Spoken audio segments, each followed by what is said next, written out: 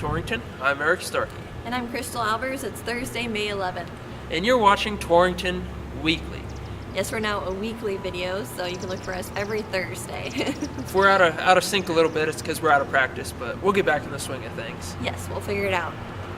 All right, well, in yesterday's paper, you may have read all about Dr. Leslie Travers. She's the new president at EWC. We did kind of more of an in-depth article about her. You could also see pictures from last weekend's events.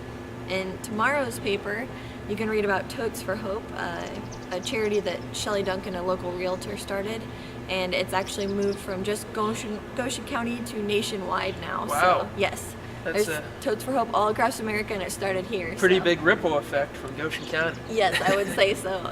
So check out those stories in yesterday and tomorrow's paper. Yeah, it's kind of weird doing it on Thursdays. Now we have so much more to talk about. I know. Yesterday in the sports section, we covered all three of the track teams that were in action this past weekend.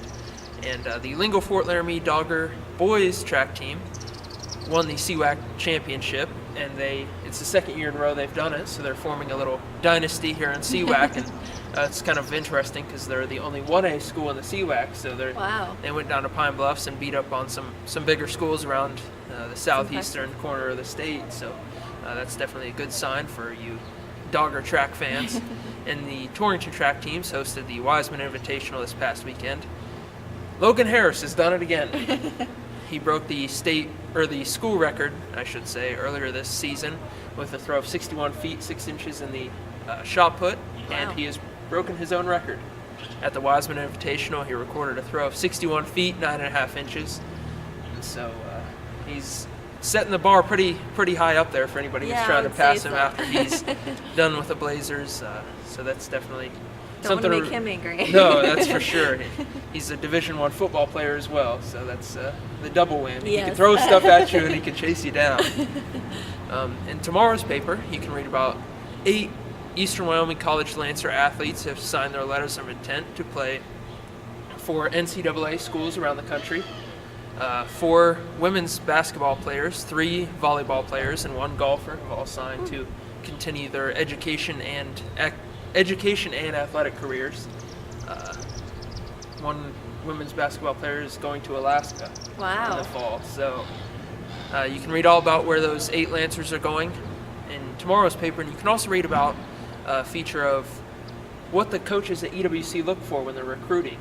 It's kind of an overview with all 5 coaches on kind of the recruiting process and how they have to pitch Goshen County as well as their programs, because when an athlete comes to the area, they aren't just stuck in the EWC bubble, they're a part of the county. So you can read about kind of an in-depth story on recruiting to the college. That'd be interesting. I bet they have to be good at sports.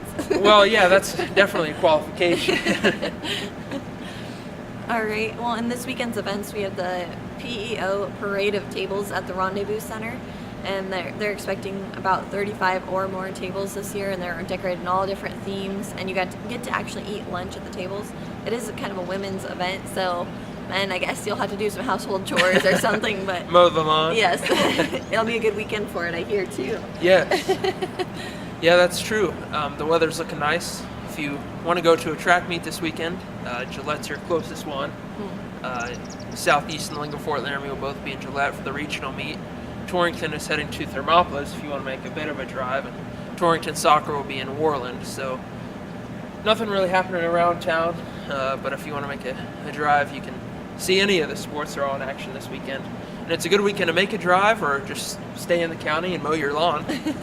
Today's high is 70 degrees, and we're looking at partly cloudy conditions. Tomorrow we're jumping to 82 and nice. Sunny. And then on Sunday. Nope, Saturday. I told you we'd be out of sync one way or the other. On Saturday, we're looking at 86 degrees and partly cloudy. So it's perfect day for track meets. You don't need to bring out your parkas or umbrellas like we have for seems like every other track meet this spring. But you might need your sunscreen. That's true. Sunscreen and sunglasses. If you see me next week and I look like a tomato, you know what happened. Well, there you have it, Torrington. Enjoy this weather the next couple of days, and it's a busy weekend. I'm Eric Starkey. And I'm Crystal Albers. And you've been watching Torrington Weekly.